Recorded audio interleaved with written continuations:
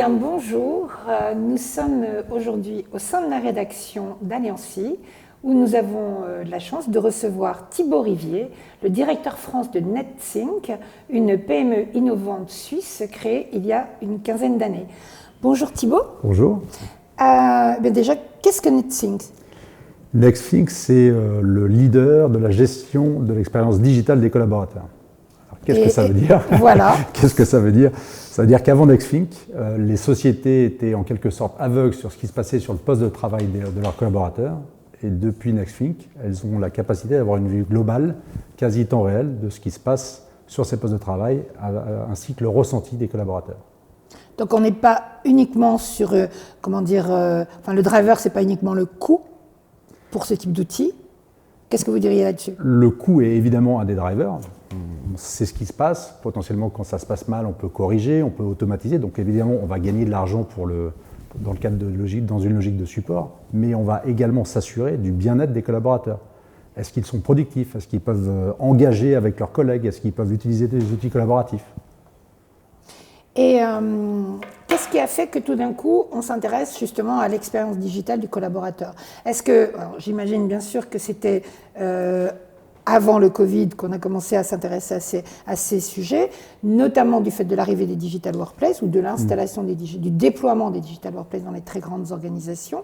Mais est-ce qu'également la crise sanitaire a accéléré ce besoin ? Alors vous avez raison, c'est une lame de fond. La crise sanitaire a accéléré évidemment ces besoins, parce que maintenant on se retrouve dans beaucoup de cas chez soi, et le point de contact privilégié avec l'entreprise, c'est le poste de travail. Donc s'assurer qu'on a une bonne expérience, ça devient vital pour engager, pour discuter avec les entreprises. Mais c'est une lame de fond, on va dire, dans des modes de collaboration de plus en plus hybrides. On est parfois au bureau, on est parfois chez soi.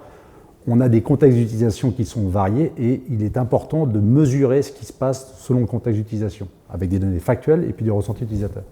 Oui, parce que de toute façon, même demain, hors télétravail à 100%, on restera dans un mode de mobilité, dans un mode hybride, effectivement, très mouvant en fait. Exactement. Donc, en quoi cette fameuse bonne expérience digitale est également bonne pour l'entreprise au sens large ?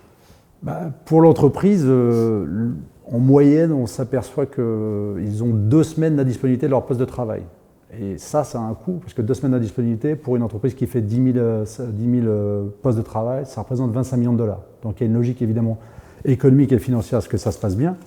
Et puis il y a une logique d'engagement. On veut s'assurer du bien-être des collaborateurs. On veut qu'ils puissent s'engager, on veut qu'ils puissent être productifs, on veut qu'ils puissent rester. Donc c'est un critère de fidélisation. Exactement. Et d'attraction des talents. Exactement. Okay. Est-ce que du coup, qui est l'interlocuteur dans l'entreprise ? Est-ce que c'est le DSI ou ça c'est justement, ça a un peu bougé ? Les deux, effectivement. Le DSI pour les aspects techniques, le côté remédiation, l'aspect support, la vue assez unique qu'on propose, mais également des directions des ressources humaines qui ont envie de comprendre quels sont les usages, quel est le bien-être, comment se passe l'engagement des collaborateurs. Et puis, plus récemment, des directions financières qui ont envie de comprendre, s'assurer que finalement l'ensemble des outils qu'elles mettent à disposition de leurs collaborateurs sont bien utilisés. Donc, dans une logique d'optimisation des assets. Donc, on comprend mieux l'usage pour après adapter les dépenses. Et on peut ajuster le cas échéant à la hausse, à la baisse.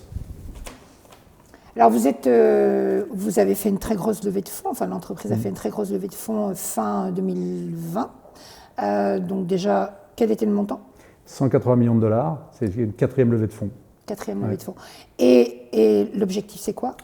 Le premier objectif, c'est on a créé ce marché, on veut rester le leader, donc on continue à étoffer notre plateforme, à créer de nouvelles fonctionnalités, s'assurer de la robustesse, s'assurer qu'on reste le leader de sa catégorie. Et la deuxième volonté, c'est d'accélérer sur les marchés, et notamment le marché américain, qui représente déjà 50% de notre marché, mais sur lesquels on veut être encore plus présent. Vous êtes aux États-Unis pour combien de temps là ? On est aux États-Unis depuis 4 ans déjà, et on veut continuer à asseoir notre présence aux États-Unis. Donc votre solution, elle est plutôt adaptée effectivement à des grands acteurs qui ont installé des très grands systèmes de collaboratifs, etc. Donc en France, on peut citer effectivement quelques grands ministères régaliens, les banques, les assurances, etc. Aux États-Unis, c'est le même type de profil d'entreprise. Exactement. En fait, on cherche des entreprises. Enfin, les entreprises qui ont le plus à tirer profit de ce type de solution sont les entreprises qui ont quelques milliers de postes, qui souvent éclatées sur plusieurs géographies avec des personnes différentes et sur lesquelles elles n'ont pas de visibilité. Donc nous, on donne cette visibilité, on leur permet de s'assurer de la bonne expérience de leurs collaborateurs. Donc quelques milliers de postes jusqu'à quelques centaines de milliers de postes. Donc après l'expérience client, l'expérience collaborateur, maintenant on a l'expérience digitale du collaborateur. Exactement, exactement. Bon, on s'est occupé du client, maintenant il faut s'occuper de son client interne qui est le collaborateur. Très bien, bah, écoutez, merci beaucoup. Merci à vous. Et merci à vous et à très bientôt. Merci, au revoir.